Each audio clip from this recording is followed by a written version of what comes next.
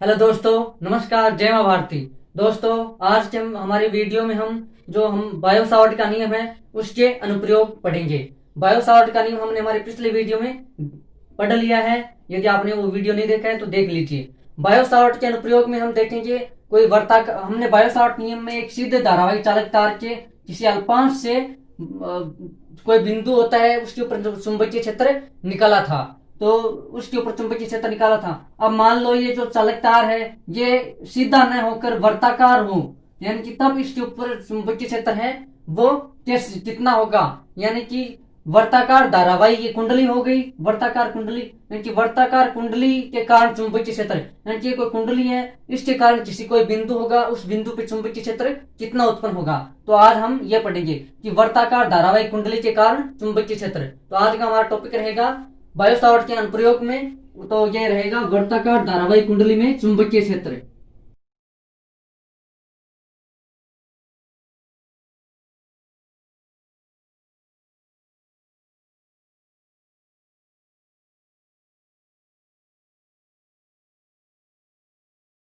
यानी जो वर्ताकार कुंडली है इसके ऊपर किसी बिंदु पे इसके कारण जो चुंबकीय क्षेत्र है किसी बिंदु पे वो हम आज निकालेंगे। तो ये मान लो कोई वर्ताकार कुंडली है, मान लेते हैं कोई वर्ताकार धारावाहिक कुंडली है ये। इसके कारण ये कोई इसका सेंटर है, सेंटर पे हम चुंबकीय क्षेत्र का मान ज्ञात करेंगे कि इस जो ये कुंडली है वर्ताकार कुंडली, इसके कारण इसके केंद्र पर कितना चुंबकीय क्षेत्र है ये हम आज निकालेंगे। यानी कि इसका जो केंद्र है, सेंटर, इस पूरी जो वर्ताकार कुंडली है इसके इस पूरी कुंडली के कारण इस सेंटर पे कितना चुंबकीय क्षेत्र उत्पन्न होता है इस कुंडली के कारण। और इस कुंडली के अंदर धारा क्लॉकवाइज यानी कि दक्षिणावर्त प्रवाहित हो रही है। आई धारा प्रवाहित हो रही है वो क्लॉकवाइज है, यानी कि दक्षिणावर्त, यानी कि घड़ी की दिशा में ये हमारी धारा इसके अंदर प्रवाहित हो रही है, आई धारा प्रवाहित हो रही है। तो हमें जो इस पूरी कुंडली के कारण इस सेंटर पे हमें चुंबकीय क्षेत्र का मान ज्ञात करना होगा। ये सेंटर हमारा ये सेंटर हो गया। तो इस पूरी कुंडली के द्वारा इस ओ बिंदु इस सेंटर के ऊपर कितना चुंबकीय क्षेत्र उत्पन्न होगा उसका मान हमें ज्ञात करना है। तो हमने हमारे पिछले वीडियो में बायो सावर्ट के नियम में यह निकाला। बायो सावर्ट का नियम, यदि हमने कोई तार लिया था, उस तार से अल्पांश, मान लो इसका हमने एक अल्पांश ले लिया, ये कोई अल्पांश है, मान लो ये अल्पांश डीएल है, ये अल्पांश है, ले लिया हमने। एक छोटा सा अल्पांश लिया है हमने, छोटा अल्पांश, इसके छोटे छोटे अल्पांश लेंगे और फिर उन अल्पांश, ये हमने कोई एक अल्पांश ले लिया, मान लो डीएल, ये हमने अल्पांश ले लिया। और इसकी जो पूरी जो लंबाई है वर्ताकार कुंडली की, इसकी लंबाई हो जाएगी एल, यानी कि इसकी लंबाई से हमारा तात्पर्य रहेगा इस कुंडली की परिधि से, यानी कि इसको हम यदि सीधा करें, इसको खोल के यदि सीधा करते हैं तो एक तार ही प्राप्त होगा हमें, उसको हमने कुंडली बना दिया, बस इतना ही काम है। उस तार की लंबाई एल है, यानी कि कुंडली होगी तब भी उसकी लंबाई एल ही रहेगी, कोई परिवर्तन नहीं होगा। तो हमने एक छोटा सा अल्पांश ले लिया है डीएल, डीएल अल्पांश ले लिया है, यानी कि ये एक हमारा सीधा हो जाएगा तार। इससे हम चुंबकीय क्षेत्र हमारे बायो सावर्ट के नियम से निकाल लेंगे। यानी कि इसकी जो दूरी है वो सेंटर से दूरी हमारी है आर दूरी पे है, और इस पूरी वर्ताकार कुंडली के अंदर आई धारा प्रवाहित हो रही है।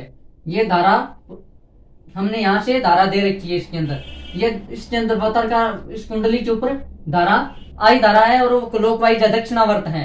और इस जो दूरी है, इस जो अल्पांश है उसके केंद्र से दूरी आर है, यानी कि ये इस कुंडली की त्रिज्या हो जाएगी। तो हमें मतलब हमें पूरी कुंडली के कारण इस बिंदु इसके केंद्र पर चुंबकीय क्षेत्र का मान ज्ञात करना है। तो पहले हम बायो सावर्ट के नियम से ये जो डीएल अल्पांश है इसके कारण चुंबकीय क्षेत्र का मान हमें पता है बायो सावर्ट नियम से।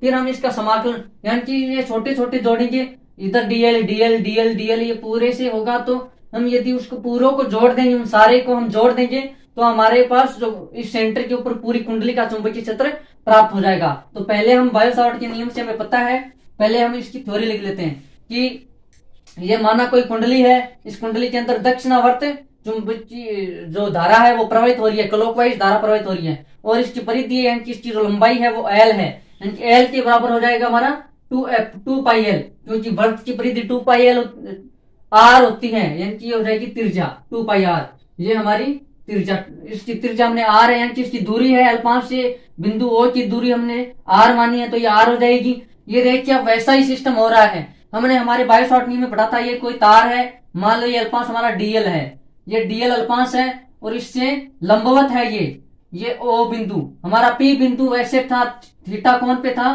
पी बिंदु, और हमने वो उसमें केस किया था कि थीटा बराबर 90 डिग्री हो। तो यहां से देखो ये जो इसके ऊपर लंब है, यानी कि डीएल है जो आर के ऊपर ये इसके ऊपर लंब कर रहा है, यानी कि 90 डिग्री, यानी कि यहाँ पे जो थीटा का मान है इस स्थिति में वो 90 डिग्री है। तो हम यहाँ से बायो सावर्ट के नियम से, यानी कि जब थीटा का मान 90 डिग्री हमने वो केस किया था, उसके हिसाब से हम बायो सावर्ट के नियम से ये हम उसका पूरी वैल्यू रख के इस अल्पांश का चुंबकीय क्षेत्र, अल्पांश के कारण इस बिंदु ओ पर चुंबकीय क्षेत्र हम निकालेंगे। फिर हम यहाँ से पूरे को जोड़ के और पूरी कुंडली के कारण चुंबकीय क्षेत्र, इस केंद्र के ऊपर चुंबकीय क्षेत्र कितना उत्पन्न होगा उसका मान हम निकालेंगे। तो हम पहले इसमें कर लेते हैं कि माना कोई वर्ताकार कुंडली है,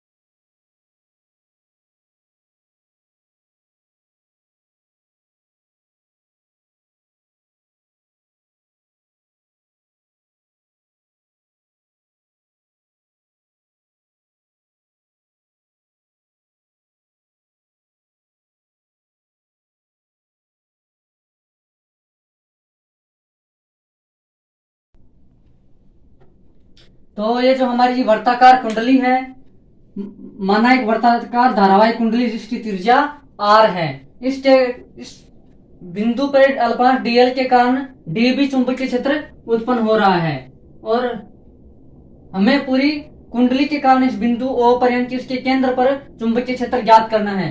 तो हमें बायो सावर्ट के नियम से जो अल्पांश है उसके कारण बिंदु ओ पर चुंबकीय क्षेत्र हमें पहले की, जो अल्पांश डीएल है उसके कारण बिंदु ओ पर, इस बिंदु ओ पर जो केंद्र पर चुंबकीय क्षेत्र उत्पन्न होगा वो बायो सावर्ट के नियम से होगा dB is equal to mu naught I dl sine theta upon 4 pi r square. ये हमने बायो सावर्ट के नियम से, यानी कि किसी अल्पांश के कारण किसी बिंदु पर चुंबकीय क्षेत्र निकाल रखा है, यानी कि ये हमारा बायो सावर्ट के नियम से हमने निकाल लिया कि डीबी बराबर जो इस अल्पांश के कारण चुंबकीय क्षेत्र उत्पन्न होगा वो हमारा ये होगा। अब हमें यहाँ पे वैल्यू रखनी है, जो आर है, इस आर का मान ये आर है, यानी कि r is equal to r, यानी कि जो दूरी है ये आर हमारी बायो सावर्ट में दूर, इस अल्पांश डीएल से बिंदु की दूरी थी, यानी कि आर के बराबर आर हो जाएगा, और साइन थीटा, थीटा का मान यहाँ पे, यानी कि जो अल्पांश से ये जो त्रिज्या है इस कुंडली की त्रिज्या वो 90 डिग्री पे है, तो थीटा का मान हमारा हो जाएगा 90 डिग्री। तो ये वैल्यू रखने पे हमारा जो अल्पांश के कारण चुंबक, इस बिंदु, इस केंद्र पर जो चुंबकीय क्षेत्र है वो हमें प्राप्त हो जाएगा, यानी कि अल्पांश डीएल के कारण केंद्र पर चुंबकीय क्षेत्र हो जाएगा mu naught I dl sine theta, theta की वैल्यू 90 है तो sine 90 upon 4 pi r, r के स्थान पे आर, यानी कि जो अल्पांश डीएल से जो दूरी है वो आर है, त्रिज्या के बराबर है आर, तो आर हो जाएगा हमारा आर के बराबर, इसके स्थान पे हम रख देंगे ये आर, तो ये हो जाएगा आर का स्क्वायर, तो हमारा ये हो जाएगा dB mu naught I dl sine 90 की वैल्यू 1, तो mu naught I dl upon 4 pi r square.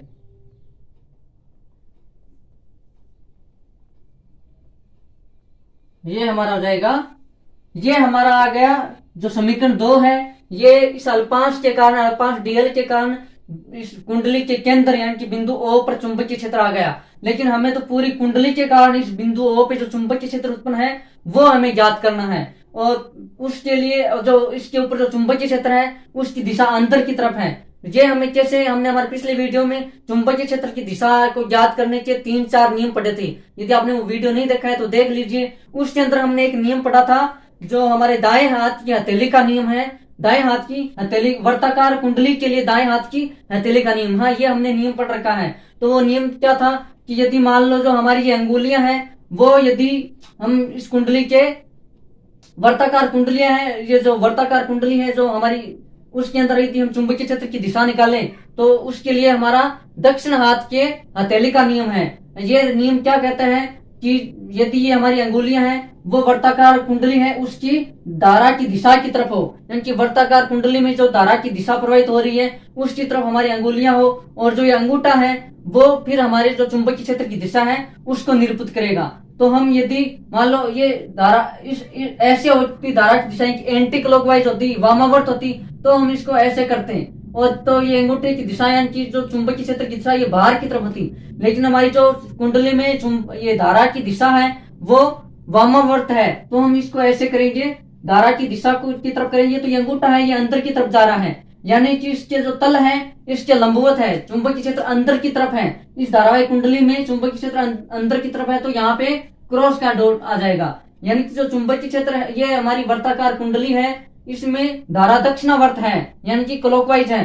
तो हम हमारी जो दाएं हाथ का नियम है दक्षिण हाथ की हथेली का नियम, उसको ये नियम है कि जो अंगुलियां है हमारे दाएं हाथ की उस अंगुलियों को धारा की दिशा में करें तो जो अंगूठा है वो चुंबकीय क्षेत्र की दिशा को दर्शाएगा। तो हम इसको यदि धारा की दिशा में करें तो जो अंगूठा है वो अंदर की तरफ जा रहा है, अंदर की तरफ जा रहा है। ये देखिए मैंने धारा की दिशा को क्लॉकवाइज किया मेरी अंगुलियों को, तो जो ये मेरा अंगूठा है वो अंदर की तरफ जा रहा है, यानी कि स्थल के लंबवत है, यानी कि चुंबकीय क्षेत्र अंदर की तरफ है। तो ये हो जाएगा क्रॉस का चिन्ह, हमने यानी कि अंदर की तरफ जब चुंबकीय क्षेत्र होता है तो वहां क्रॉस का चिन्ह आता है। तो ये हमारा हो गया। अब हमने अल्पांश के कारण चुंबकीय क्षेत्र इस बिंदु इस केंद्र पे चुंबकीय क्षेत्र का मान निकाल लिया है, dB μ0 I dl 4πr², यानी कि इस जो अल्पांश है इसके कारण इस बिंदु O पर चुंबकीय क्षेत्र हमने निकाल लिया है। तो हमें पूरी कुंडली के द्वारा चुंबकीय क्षेत्र निकालना है। उसके हमारे पास दो तरीके हैं, दो मेथड है इसके ऊपर चुंबकीय इस पूरी कुंडली के कारण बिंदु O पर चुंबकीय क्षेत्र निकालने के दो तरीके हैं। पहला तो ये जो हमने निकाला अल्पांश उसके छोटे छोटे टुकड़े इसमें, तो उन पूरों को हम जोड़ दें। जोड़ने का हमारा क्या है कि उसको जोड़ने के लिए हम समाकलन कर दें, यानी कि जो ये अल्पांश है उसका हम जो जीरो हमारे यहाँ से शुरू होता है ये 0 से और इसकी पूरी लंबाई है L, यानी कि 0 से L तक हम इस अल्पांश का समाकलन कर दे तो हमारे पास पूरी कुंडली का इस बिंदु O पर चुंबकीय क्षेत्र आ जाएगा। दूसरा भी पहले हम दूसरा भी करेंगे पहला भी करेंगे, हम दोनों तरीके देखेंगे। तो पहला हम करेंगे कि इस अल्पांश का पूरे का समाकलन कर देंगे 0 से L तक का, तो हमारा पूरी कुंडली का चुंबकीय क्षेत्र आ जाएगा। तो पहले आप यहाँ तक लीजिए समीकरण 2 तक, फिर हम अल्पा इसका समाकलन करेंगे तो हमारे पास पूरी कुंडली का आ जाएगा। कर लिया यहाँ तक हमारा समीकरण, वो हमें प्राप्त हुआ था, यानी कि अल्पांश के कारण बिंदु O पर चुंबकीय क्षेत्र का आया था μ0 I dl अपॉन 4πr², ये हमारा आ गया। तो हमारा पहला स्टेटमेंट यानी कि पहला मेथड रहेगा, तरीका फर्स्ट रहेगा हमारा, इसको करने का पहला तरीका रहेगा कि ये जो अल्पांश है उसको पूरी कुंडली का निकालने के लिए, पूरी कुंडली का चुंबकीय क्षेत्र निकालने के लिए अल्पांश है उसका 0 से लेके इस पूरी जो लंबाई L है वहां तक समाकलन कर दे तो हमें पूरी कुंडली का प्राप्त हो जाएगा। यानी कि पहला तरीका हमारा रहेगा, पहला मेथड कि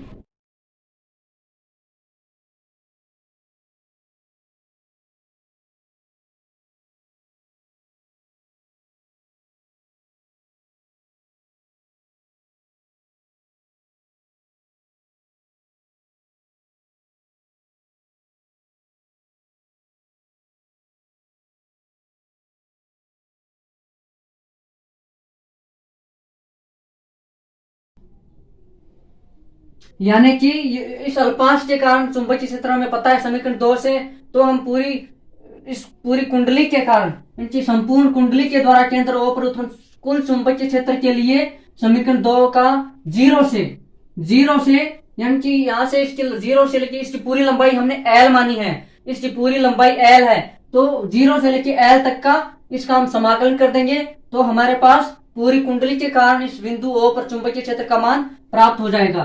तो चलिए समाकलन करते हैं।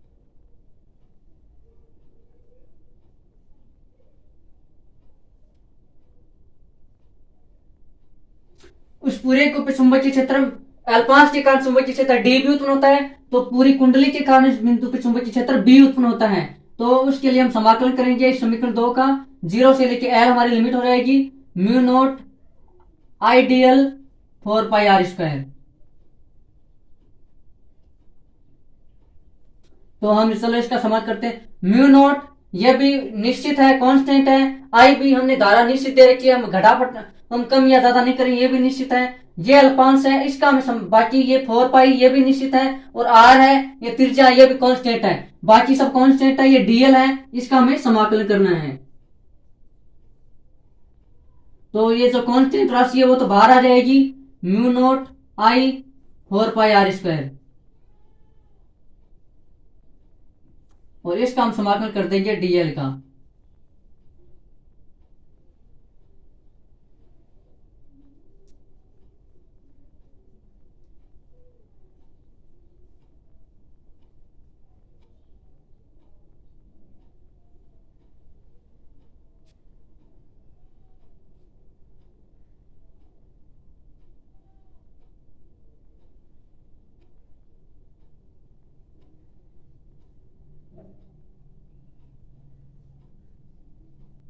तो ये जो डीएल है उसका समाकलन हो जाएगा एल। अब हम ये लिमिट का मान रख देते हैं।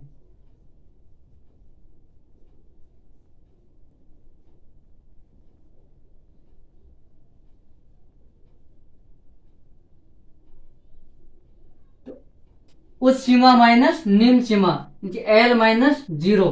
एल हमारा एक वर्ताकार कुंडली की लंबाई है, यानी कि इसकी परिधि होती है 2 पाई आर। तो हम यहाँ पे कर देंगे 2 pi r mu naught I dl i, इसका डीएल का हमने समाकलन कर दिया 4 pi r square 2 pi r. एक आर से एक आर ये कैंसिल, इसकी जो घात है वो कैंसिल हो जाएगी। तो हमारे पास आएगा चुंबकीय क्षेत्र होगा बी म्यू नोट आई, और ये जो 2 पाई है इससे ये कैंसिल हो जाएगा 2 बार, पाई से पाई, और ये 2 है ये 4, ये 2 बार कैंसिल हो जाएगा। तो हमारे पास आएगा म्यू नोट आई अपॉन 2 आर, ये हमारे पास इसका पूरे का मान होगा। यानी कि जो इस कुंडली के कारण इस बिंदु O पर यानी इसके केंद्र पर चुंबकीय क्षेत्र है वो म्यू नोट आई अपॉन 2 आर ये उत्पन्न होगा। चुंबकीय क्षेत्र का मात्रक टेस्ला। हमने क्या किया है कि जो अल्पांश के कारण हमने चुंबकीय जो ये अल्पांश माना डीएल, इसके कारण इसके केंद्र यानी कि बिंदु O पर इससे दूरी आर ले ली। इससे जो चुंबकीय क्षेत्र अल्पांश के कारण वो डी भी चुंबकीय क्षेत्र उत्पन्न होता है, और चुंबकीय क्षेत्र की दिशा वर्तक जो धारावाही कुंडली होती है उसके लिए दक्षिण हाथ के हथेली का नियम हमने यहाँ पे लगाया है। उससे हमारे वर्तक जो चुंबकीय क्षेत्र की दिशा वो अंतर की तरफ है। फिर हमने जो अल्पांश का चुंबकीय क्षेत्र बायो-सावर्ट के नियम से निकाला, ये समीकरण 2 से प्राप्त हुआ। फिर पूरी वर्ताकार कुंडली के कारण इस बिंदु O पे चुंबकीय क्षेत्र हमने ये जो अल्पांश है उसका पूरे 0 से लेके एल तक यानी पूरी परिधि का तक का समाकलन कर दिया। समाकलन हमने पूरे का चुंबकीय क्षेत्र बी उत्पन्न होता है। समाकलन हमने लिमिट लगाई 0 से l mu naught I dl 4 pi r square. Mu naught i और 4 पाई आर स्क्वायर ये नियत राशि है, निश्चित है, कांस्टेंट है, तो ये तो बाहर आ जाएगी, और ये डीएल का समाकलन हो जाएगा डीएल का समाकलन एल। आपने पढ़ा होगा डीएक्स का समाकलन एक्स होता है, वैसे डीएल का समाकलन एल। ये लिमिट 0 से एल, ये एल क्या है परिधि 2 पाई आर परिधि है ये, तो इसका हमने उच्च सीमा माइनस निम्न सीमा करके कर दिया। फिर 2 पाई आर माइनस ये 0 होगा तो ये 2 पाई हो जाएगा।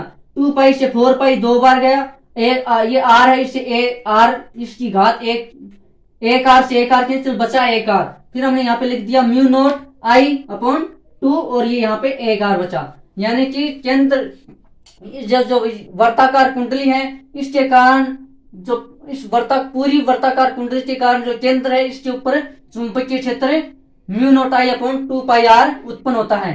ये हमारा आ गया पूरी कुंडली के ऊपर चुंबकीय क्षेत्र। देखिए ये हमने इसके ऊपर केंद्र, ये कुंडली का केंद्र है तो हमने सेंटर के ऊपर निकाला है बी सेंटर, यानी कि जो चुंबकीय क्षेत्र कुंडली के कारण चुंबकीय क्षेत्र यानी कि केंद्र पर चुंबकीय क्षेत्र है, बी केंद्र यानी कि बी सेंटर पर चुंबकीय क्षेत्र म्यू नोट आई अपॉन 2R होगा। अब यदि ये कुंडली है, ये तो एक कुंडली है, यदि यहाँ पे बहुत सारी कुंडली हो, 1 2 3 इस प्रकार से इस कुंडली के एन घेरे हो, तब इसके ऊपर चुंबकीय क्षेत्र कितना होगा? यदि कुंडली के एन घेरे हो, यदि कुंडली के एन घेरे हो,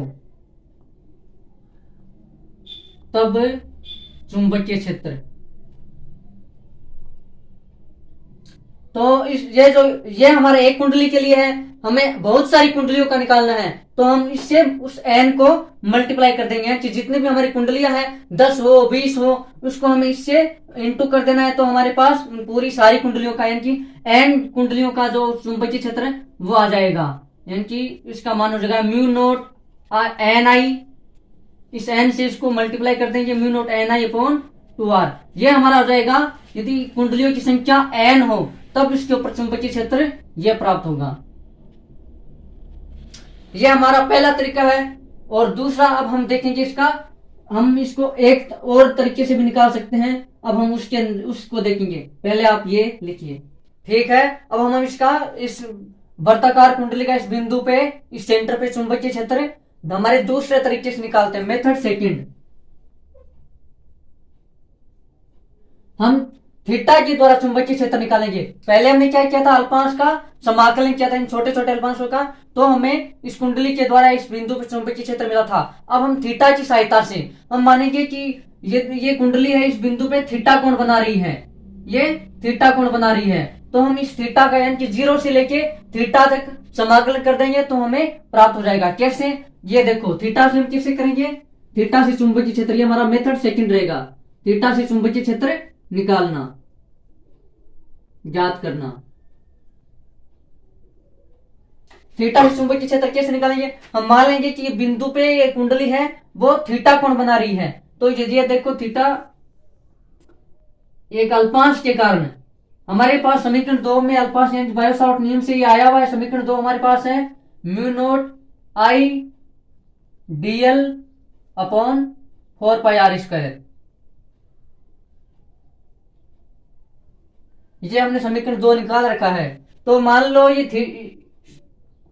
एक अल्पांश डी थीटा कोण पे ये आर हो गई त्रिज्या, ये यहाँ पे एक चाप है, यानी कि ये अल्पांश ले लिया डीएल, ये हमारा है। तो ये थीटा डी थीटा मान लेंगे, यानी कि एक छोटे से कोण से ये एक छोटा सा अल्पांश बन रहा है, ये चाप, इसे हम चाप बोलते हैं। तो हमारे कोण की परिभाषा क्या कहती है? कोण बराबर थीटा बराबर होता है चाप बटा त्रिज्या। कोण यानी कि थीटा बराबर चाप बटा त्रिज्या, वर्त की त्रिज्या। तो ये हमारा हो जाएगा चाप, यानी कि अल्पांश है, ये चाप हो जाएगा डीएल अपॉन त्रिज्या हो जाएगी आर। तो हमें डीएल, सॉरी ये डीबी है, डीबी, ये हमारा समीकरण 2 था। डीबी बराबर mu naught I dl 4 pi r square. तो ये हो जाएगा, चाप है हमारा डीएल और ये आर, और ये हमारा थीटा, यानी कि थीटा कितना है, डी थीटा। कोण यानी कि डी थीटा बराबर चाप बटा त्रिज्या डीएल अपॉन डी आर। तो ये आ गया अपना। तो हमें डीएल की वैल्यू चाहिए, तो डीएल बराबर डी थीटा डॉट आर। ये जो डीएल की वैल्यू हम यहाँ रख देंगे। तो हम देखिए, इस डी थीटा यानी कि छोटे से थीटा के कारण, मतलब ये कोई डी थीटा, इसके कारण ये अल्पांश डीएल है, इससे चुंबकीय क्षेत्र हमें पता है इतना उत्पन्न हो रहा है। तो हम 0 से लेके पूरे थीटा तक, यानी कि ये कुंडली है वो इसके अंदर पे थीटा कोण बना रही है। तो हम ये जो मान रखेंगे इस समीकरण के अंदर, पहले मान रख देते हैं, dB is equal to mu naught I dl का मान हो जाएगा d theta dot r upon 4 pi r square. एक आर सी ये आर कैंसिल हो जाएगा। हमारा सूत्र रहेगा mu naught I d theta upon 4 pi are.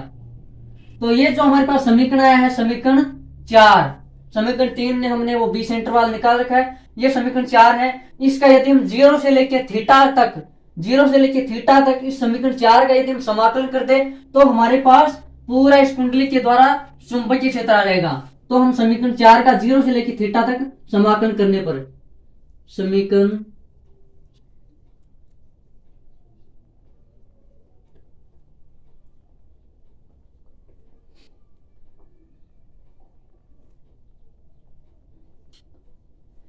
देखिए एक छोटा ये डी थीटा है, तो यदि हम जीरो से लेके पूरा थीटा यानी कि इस पूरे का समाकलन कर देंगे तो हमारे पास आ जाएगा इस पूरे चुंबकीय क्षेत्र पूरा आ जाएगा। यानी कि हम जीरो से लेके थीटा तक समाकलन कर देंगे। और ये जो ये कुंडली है ये थीटा के बराबर, थीटा का मान यहाँ पे कितना होगा 360 डिग्री। यानी कि कुंडली है वो इस बिंदु सेंटर के ऊपर 360 डिग्री का कोण बनाती है पूरे राउंड में आकर। तो 360 डिग्री यानी कि 2 पाई ये हमारी थीटा की वैल्यू रहेगी। तो हम इसका समाकलन करते हैं समीकरण 4 का, जीरो से थीटा की सापेक्ष समाकलन। तो हमारा पूरा चुंबकीय क्षेत्र आ जाएगा इस बिंदु O पे चुंबकीय क्षेत्र ये हो जाएगा mu naught I 4 pi r², sorry r, ये आर से आर कैंसिल, ये डी थीटा। इसका हमने समाकलन किया है थीटा सापेक्ष। तो ये हमारा आ गया चुंबकीय क्षेत्र पूरा का पूरा चुंबकीय क्षेत्र, ये हमारा हो जाएगा समाकलन। डीबी का समाकलन करेंगे तो ये बी हो जाएगा। तो ये पूरा चुंबकीय क्षेत्र आ जाएगा बी।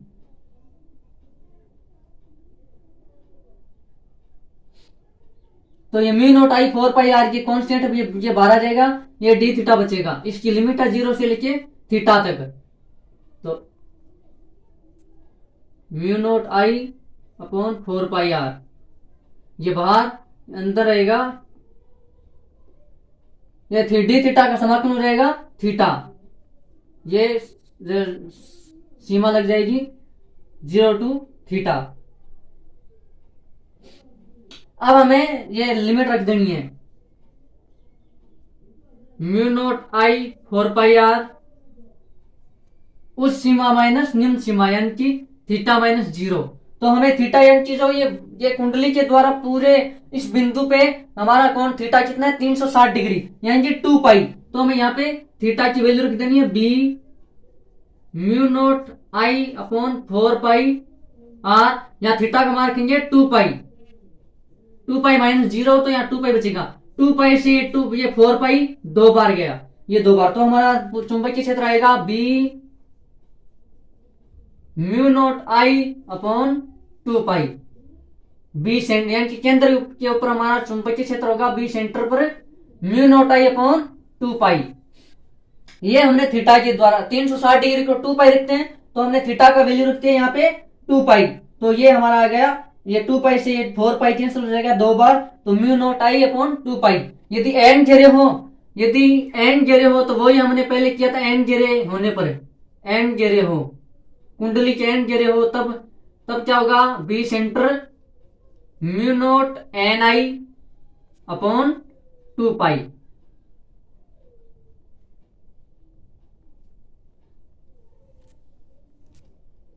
ये पिछले मेथड में भी हमने यही किया था, बी सेंटर म्यू नोट आई अपॉन 2 पाई। ये हमारा अलग तरीका, ये हमने थीटा के द्वारा निकाला है सेंटर के ऊपर चुंबकीय क्षेत्र, और पिछले में हमने इस अल्पांश का समाकलन करके चुंबकीय क्षेत्र, दोनों में हमने समाकलन नहीं किया, लेकिन इसमें थीटा का किया और इसमें अल्पांश का किया था। बस इतना ही अंतर है दोनों मेथड में। आपको जो समझ आए वो कीजिए आप। ये मेथड है। अब हम अलग अलग केस करेंगे कि यदि कुंडली आधी हो तब इसके ऊपर कितने चुंबकीय क्षेत्र लगेगा। यदि एक इस प्रकार अल्पांश का हमने देख लिया, पूरी कुंडली का देख लिया, अब हम इसके ऊपर अलग अलग केसेस करके इनके देखेंगे। तब तक के लिए आप ये इतना कीजिए, ठीक है। अब हम हमारा केस फर्स्ट करते हैं।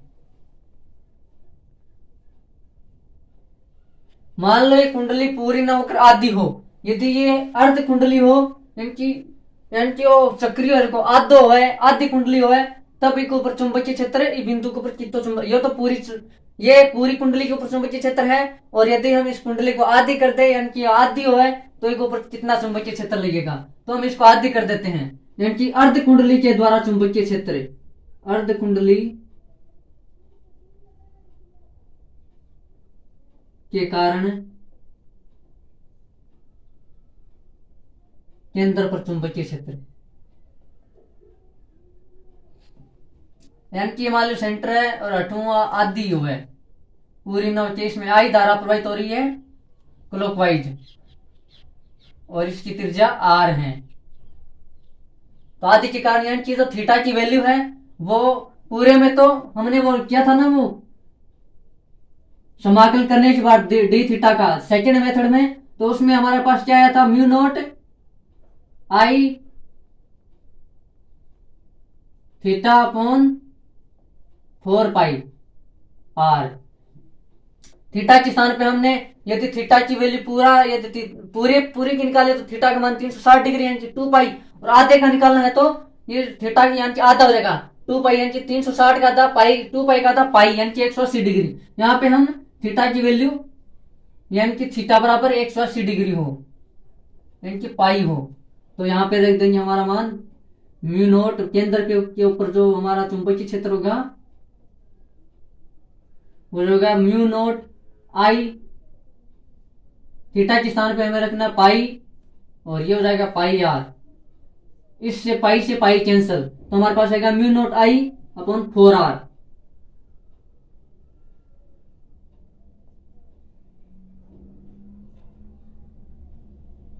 4R। यानी कि जो पूरी कुंडली के द्वारा चुंबकीय क्षेत्र लग रहा है, तो जितना चुंबकीय क्षेत्र लगेगा आधी कुंडली पे इस बिंदु पे इस जो चुंबकीय क्षेत्र का मान है वो आधा हो जाएगा, यानी कि 2R तो है 1/2 और आगे लग जाएगा, यानी कि इसका मान जो है वो आधा हो जाएगा। देखिए आप इसको ऐसे लिख सकते हैं म्यू नॉट आई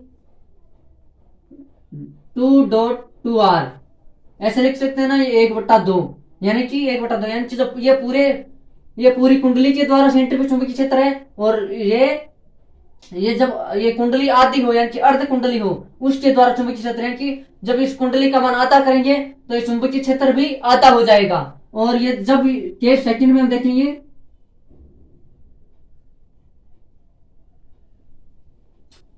यदि कुंडली चौथा भाग हो 1/4 यानी ये कुंडली है ये 1/4 हो, ये आधी न रहकर 1/4 रह जाए, ये 1/4 भाग इसमें धारा, तब इसका मान कितना होगा, यानी कि थीटा की वैल्यू कितनी रहेगी 90 डिग्री। अब यहाँ पे थीटा का मान 90 रख देना है, यानी कि 1/4 कुंडली के कारण सेंटर पर चुंबकीय क्षेत्र theta is equal to 90 degree यानी कि π/2, तो हमारा मान हो जाएगा बी सेंटर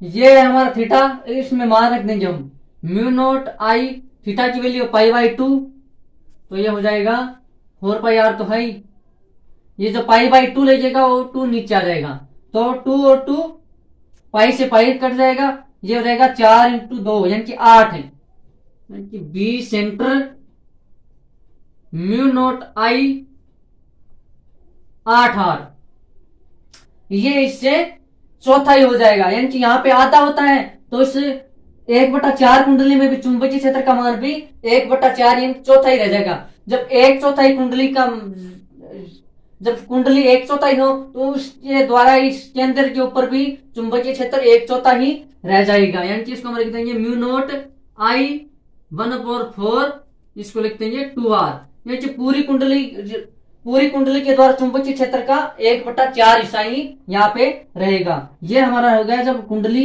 1/4 हो, तब इसके ऊपर चुंबकीय क्षेत्र है वो 1/4 ही रहेगा, और आधी होगी तो उसमें चुंबकीय क्षेत्र भी आधा हो जाएगा, और पूरी होगी तब उसके ऊपर अंदर चुंबकीय क्षेत्र बी सेंटर म्यू नॉट आई अपॉन 2R हो जाएगा। ये हमारा हो गया इस कुंडली के द्वारा इस केंद्र के ऊपर उत्पन्न चुंबकीय क्षेत्र हमने आज पढ़ा है।